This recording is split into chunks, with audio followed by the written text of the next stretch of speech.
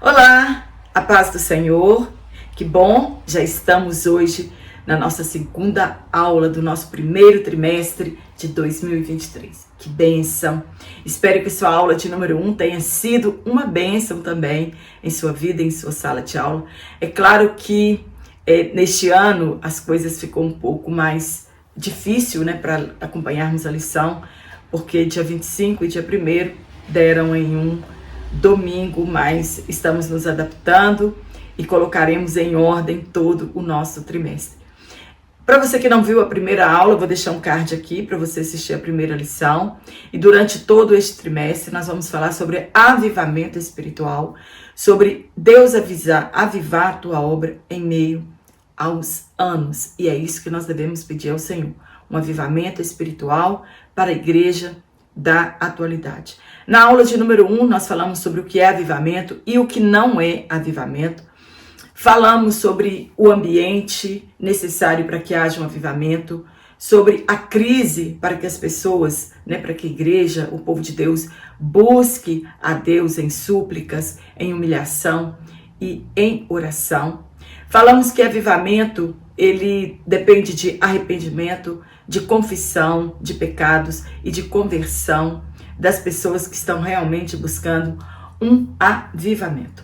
Para você que está aqui pela primeira vez, sou Jane Martins de Souza, professora e superintendente de Escola Bíblica Dominical. E quero dizer novamente que é uma alegria ter você aqui semanalmente em minhas aulas. Se você ainda não se inscreveu no meu canal, se inscreva para que meu canal continue crescendo. Compartilhe em suas redes sociais, ative o sininho das notificações. Se você só deixou de receber as minhas aulas, desative os sininhos por 10 segundos, depois ative outra vez e você continuará recebendo as minhas aulas. Comenta aqui como foi sua aula de número 1, de onde você é, se você está realmente gostando deste trimestre. Para mim ele vai ser maravilhoso, ou já está sendo maravilhoso. E hoje na lição de número 2 nós vamos falar sobre o avivamento no Antigo Testamento. O texto que foi tomado por base está em 2 Crônicas, capítulo 34, do versículo 29 ao 33. Olha, sabe o que eu mais amo em Deus? É a sua onisciência. É claro que todos os atributos de Deus são maravilhosos, mas a onisciência dele fala e revela a sua grandeza. É um dos atributos que mais me encanta, é a onisciência. O tempo de Deus é o tempo kairos e o tempo do homem é o cronos. Deus, ele é atemporal e isso lhe dá a possibilidade de ver em tempo real o nosso presente, o nosso passado e também o nosso futuro. E tudo está à frente de Deus como se fosse em um único momento. O futuro, o nosso presente e o nosso passado estão diante dos olhos de Deus. Assim como nós não encontramos a palavra Trindade na Bíblia Sagrada, também não encontramos a palavra avivamento nas Escrituras Sagradas. Porém, os acontecimentos revelam como aconteceram os avivamentos no Antigo Testamento. A escolha de pessoas em tempo oportuno para propósitos específicos. O avivamento. Sempre a escolha de pessoas. O propósito é o avivamento. É o alerta, é trazer as pessoas para a palavra de Deus. Já aprendemos que para avivamento é necessário um ambiente favorável, uma crise instalada e o retorno à palavra de Deus. É necessário arrependimento, conversão e, sobretudo, humilharmos debaixo da potente mão de Deus. A nação de Israel, quando ela foi tirada do Egito, eles já eram um povo corrompido. O tempo que eles passaram ali no Egito foi suficiente para corromper aquele povo e os levarem para longe de Deus. Eles já estavam com a idolatria em seus corações e, infelizmente, quando eles conquistaram a terra prometida, eles se amoldaram aos costumes pagãos. Por vezes, Deus levantara profetas para alertar o povo quanto ao perigo da idolatria. E em outras vezes, os reis eram avisados e chamados por Deus ao avivamento.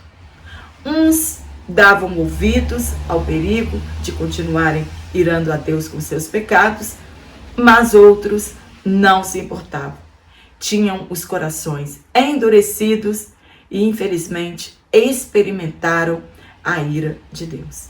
E quando se humilhavam, quando confessavam os seus pecados, Deus ouvia as suas orações e a resposta então era favorável a eles. Como resultado disso, Deus enviava um avivamento. No primeiro tópico, nós vamos falar sobre o panorama dos avivamentos no Antigo Testamento. Somente uma visão que nós teremos sobre isso. Não temos condição de relatar aqui todos os avivamentos do Antigo Testamento. Talvez muitos não reconheçam o texto que eu vou citar aqui como um avivamento do Antigo Testamento. Mas eu gosto muito desse texto e fica aqui então a minha opinião a respeito disso. Mas para mim é um dos maiores avivamentos do Antigo Testamento. O povo estava corrompido, longe de Deus. E o nascimento de uma pessoa mudou o destino da história da humanidade. Eles estavam corrompidos e afastados de Deus. Depois da queda, o casal Adão e Eva foram expulsos do jardim. Se adequaram e a vida seguiu seu curso natural. Houve a multiplicação da tecnologia, o desenvolvimento social, porém, eles haviam se esquecido de Deus. Até que Deus deu ao casal um filho chamado Sete e trouxe alegria novamente àquele casal. E o filho de Sete mudou a forma de viver das pessoas. Então Deus trouxe um grande avivamento à terra. Quando Enos nasceu, foi nessa época que eles começaram a invocar a Deus. No primeiro ponto, o avivamento no tempo de Moisés. José havia profetizado que eles sairiam do Egito e voltariam à terra natal deles, Canaã, como Deus havia prometido a Abraão, a Isaque e a Jacó. Viveram no Egito por vários séculos e a opressão gerada pela escravidão fez com que buscassem a Deus novamente. Moisés havia sido preparado por Deus para ser o libertador do povo e foi chamado no Monte Horebe, cuja manifestação divina se deu em uma sarça que se queimava e não se consumia. Deus dissera a ele que era o Deus de seu pai, Amrão, que era o Deus de Abraão, o Deus de Isaque e o Deus de Jacó. Era necessário voltar ao Egito para cumprir uma missão que não seria muito fácil, seria levar o povo de retorno à terra prometida. E somente depois das 10 pragas, o faraó deixou que o povo retornasse a Canaã. Não é uma missão fácil conduzir o povo de volta à palavra de Deus. No ponto 2, o avivamento no tempo de Samuel. Samuel cresceu em um ambiente em que a obediência e a observância à lei de Deus já não era prioridade para o povo.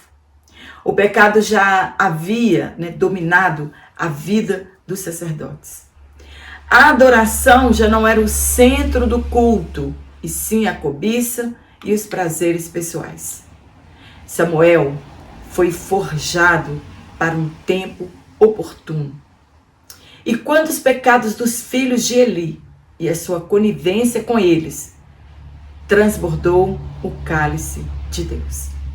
Instalou-se uma crise, os filisteus atacaram aos israelitas, a arca fora levada ao campo de batalha, quando eles morreram mais de 4.000 homens, então eles tiveram a magnífica ideia de retornarem a Siló, buscarem a arca, acompanhada dos sacerdotes, para que ela fosse para o campo de batalha, não representando a presença de Deus, mas como se ela fosse um talismã da sorte.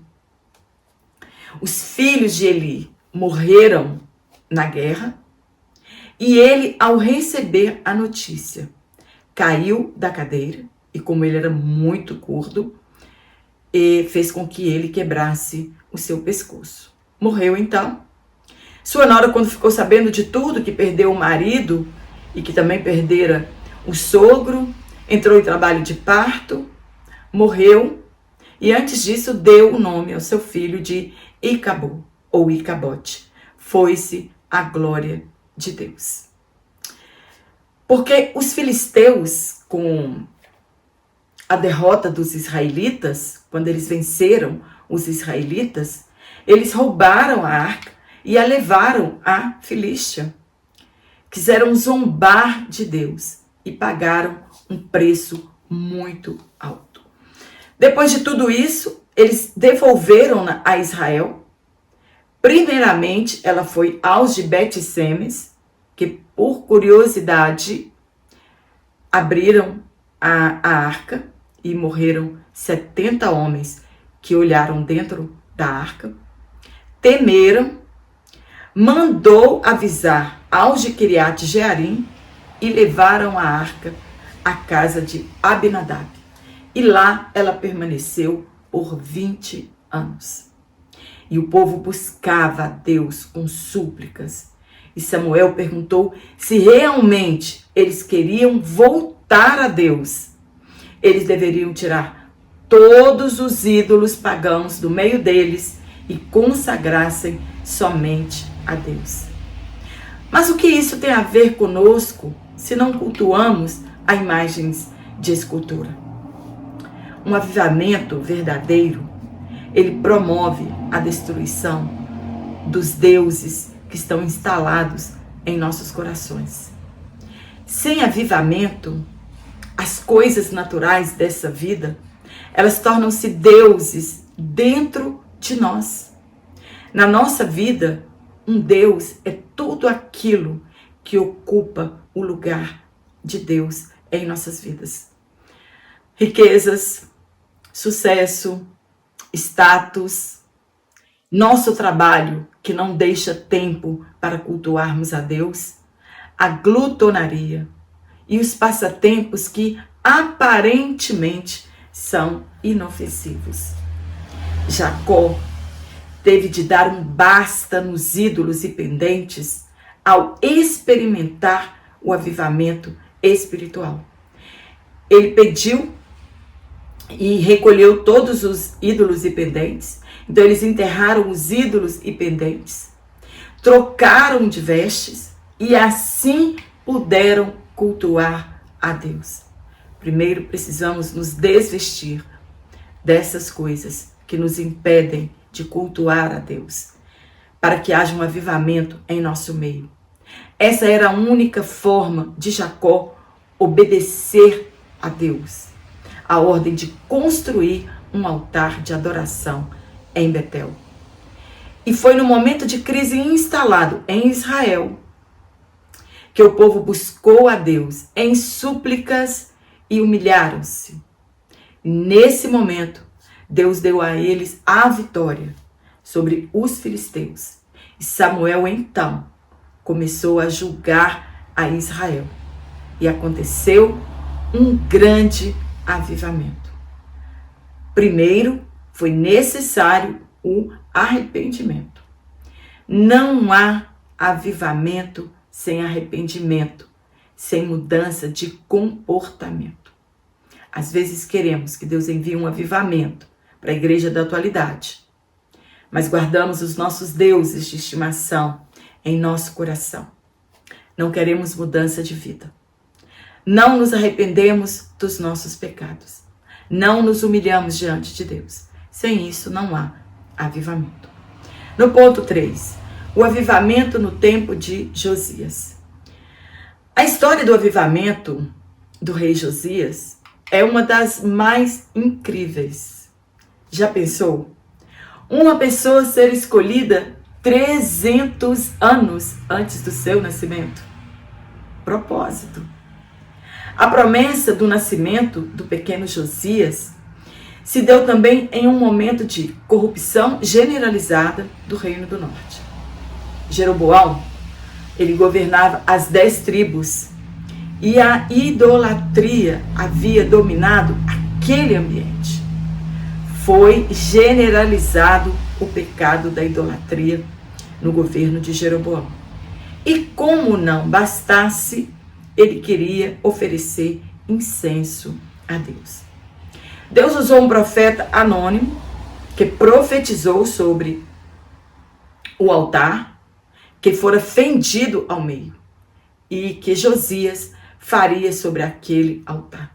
Tudo que iria acontecer há 300 anos à frente foi profetizado naquele dia e seria Josias que cumpriria essa promessa. Esse jovem rei, ele trouxe o maior avivamento da história da nação judaica. Se olharmos o ambiente em que ele cresceu, não esperaríamos nada dele. Mas não foi influenciado pelos exemplos que o cercavam. Ezequias foi o rei de Judá. Ele também fez uma purificação do templo de Deus, reabriu as portas, retirou de dentro do templo tudo que era impuro, celebrou uma Páscoa unificada com todas as tribos de Judá e Israel, mandou destruir todos os altares e postes sagrados. Porém, o seu orgulho, no final de sua vida, não lhe trouxeram coisas boas.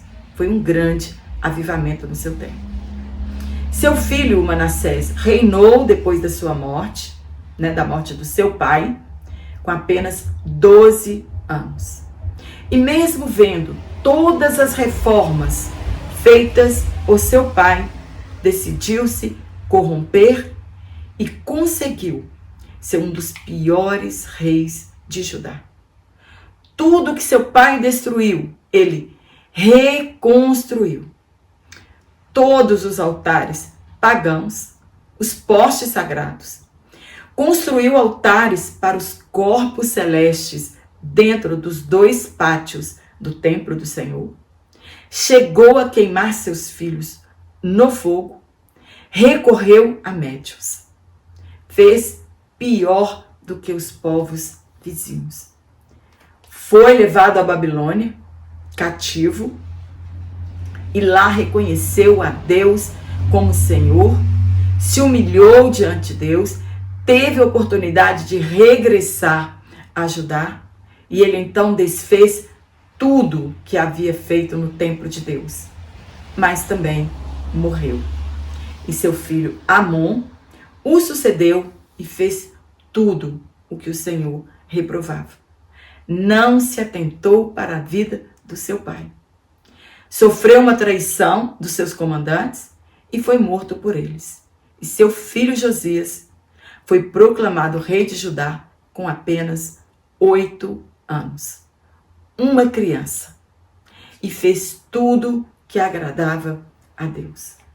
Com 16 anos, ele começou a buscar a Deus, o Deus de Davi. Cumpriu-se na vida dele a profecia e queimou os ossos dos sacerdotes sobre os altares, purificando assim Judá. Encontraram um livro de Deus perdido no templo, mandou que consultassem a Deus acerca desse negócio, e a profetisa Hulda deu resposta de Deus favorável a ele devido à sua humilhação, à sua conversão. rasgou suas vestes e chorou diante de Deus. E disse ainda a ele que ele seria sepultado em paz e que ele não veria o mal que Deus traria sobre Judá. Ele obrigou o povo a servir ao Senhor, celebrou a Páscoa e recolocou a arca de Deus no templo. Antes dele, somente a Páscoa, celebrada por Samuel, poderia equiparar-se a ela. Foi uma das maiores reformas vistas em que o povo voltasse a Deus totalmente. Mas quando ele morreu, e morreu por excesso de confiança, o povo voltou novamente à idolatria. O povo não havia realmente se convertido e arrependido de coração. Houve avivamento porque Josias se voltou à palavra de Deus e se humilhou.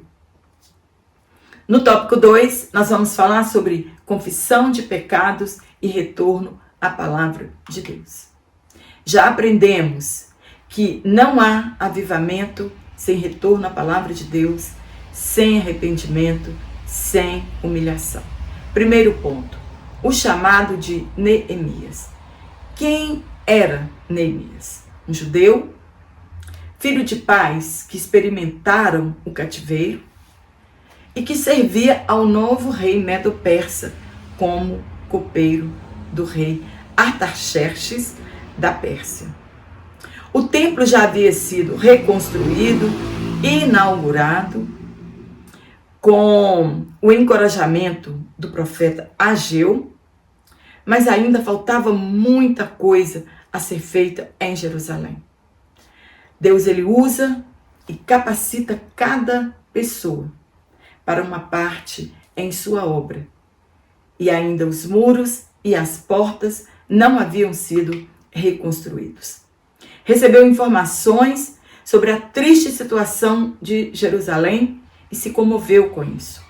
Infelizmente, muitas pessoas não se importam se a obra de Deus está fracassada e não se dispõem a ajudar.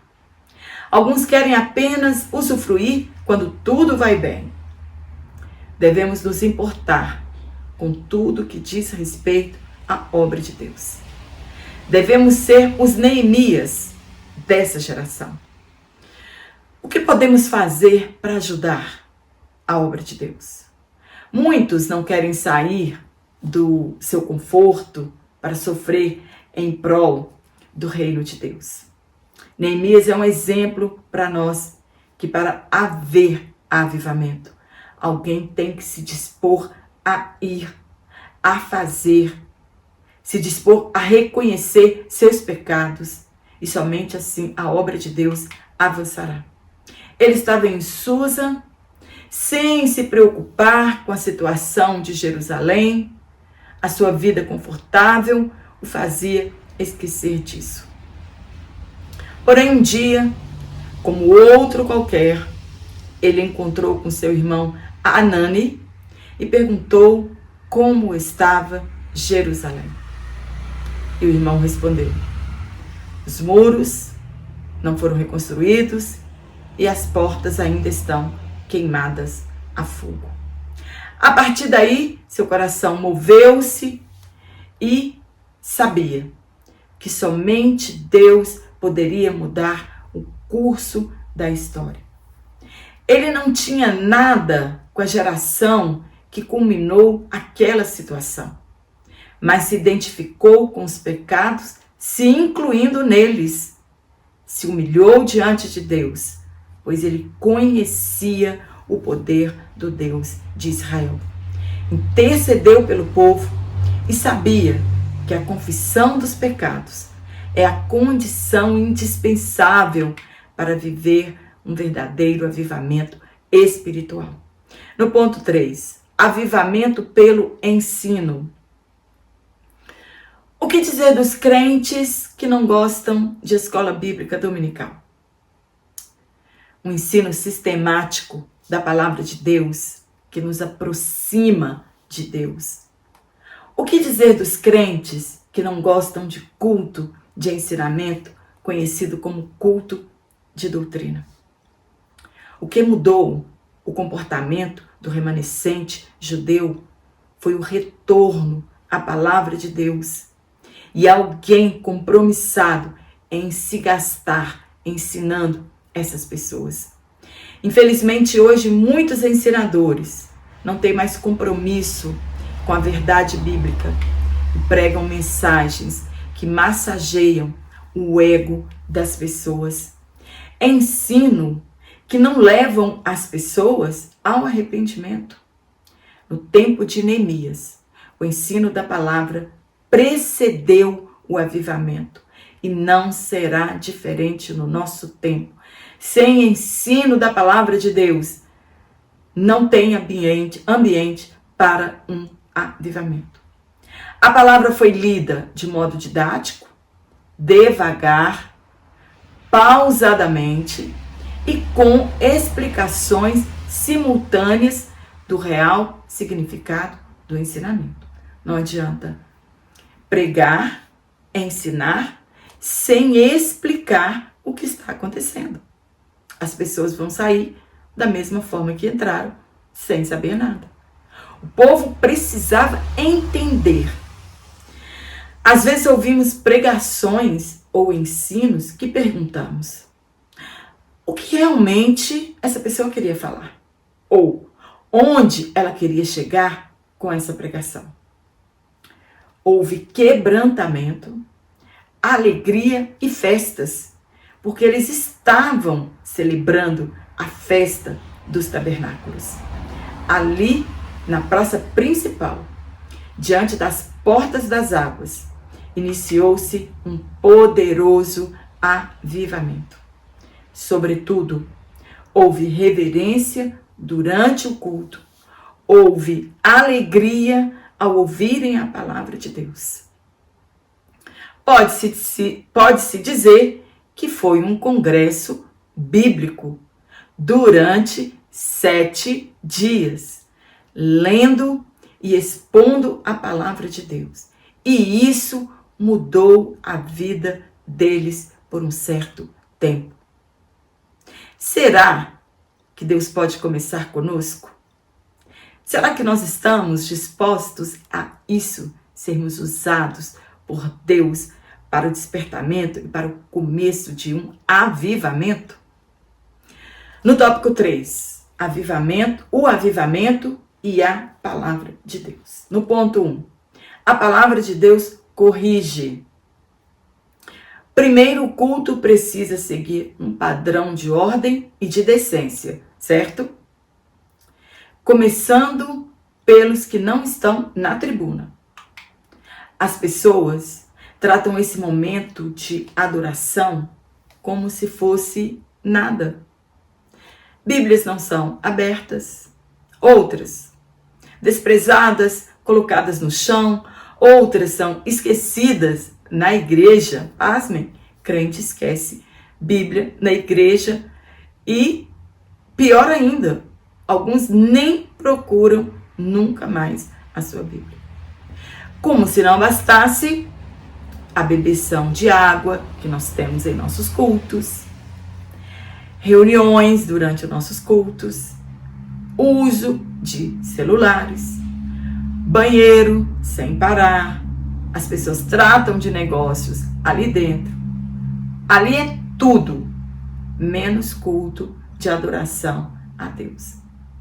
E também não é exibicionismo espiritual. E como tem isso em nossos púlpitos. Paulo escreveu que quando nos ajuntamos, cada um leve o dom como recebeu, para que o culto seja harmônico e que o culto seja para Deus. O culto não é nosso e muito menos lugar de exibição espiritual.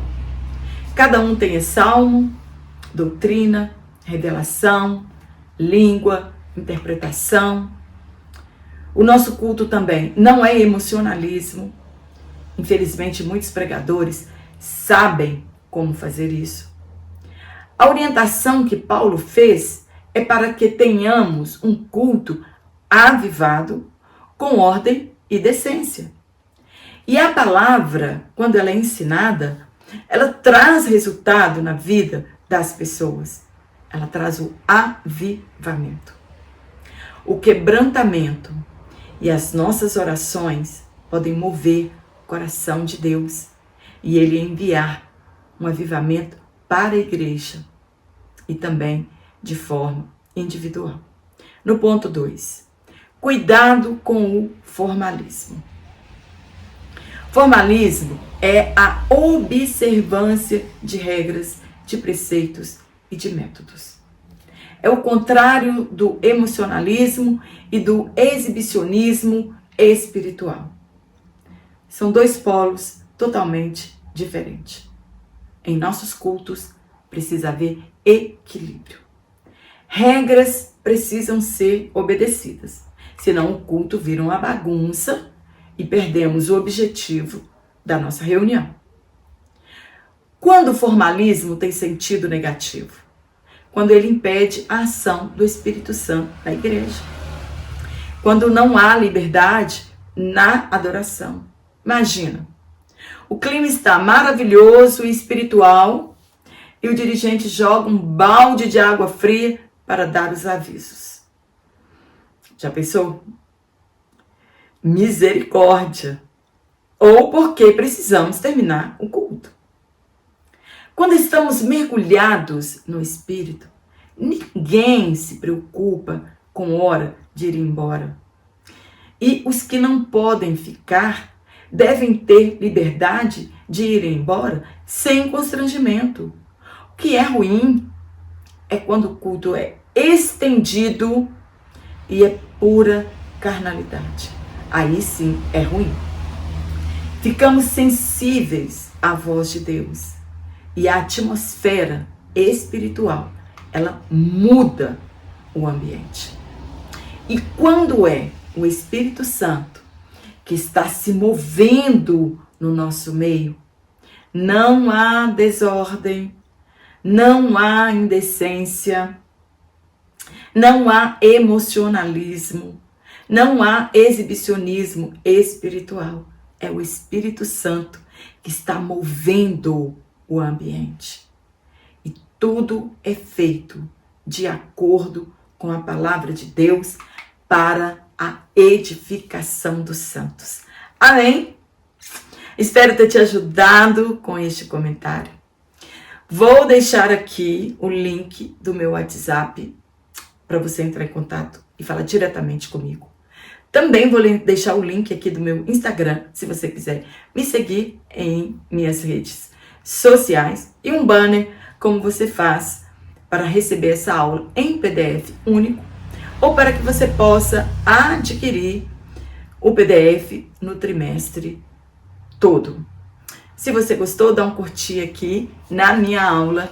Isso é importante para o meu canal, para que ele continue crescendo. Quero mandar um forte abraço para você. Que Deus continue te abençoando, te dando graça e sabedoria. E que neste ano que se inicia, que nós possamos estar focados na obra de Deus, em buscar o avivamento, em nos humilharmos debaixo da potente mão de Deus. E se você não leu a sua Bíblia toda em 2022, faça um propósito e leia a sua Bíblia toda em 2023. Te aguardo aqui na nossa próxima aula, se Deus assim nos permitir. Então,